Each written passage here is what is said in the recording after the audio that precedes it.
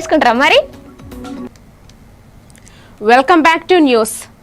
Chirala RTC bus stand ప్రాంగణంలో ఘోర road ప్రమాదం జరిగింది. బస్సును తిరిగి పాయింట్లో పెట్టే సమయంలో ప్రయాణికురాలు ఆదిలక్ష్మి జారి బస్సు క్రింద పడి మృతి చెందారు. మృతురాలు కారంచెడు మండలం జరుబులపాలెం గ్రామానికి చెందిన వారు అని పోలీసులు గుర్తించారు. ఘటనపై పోలీసులు ఘటనా స్థలానికి చేరుకుని విచారణ చేపట్టారు.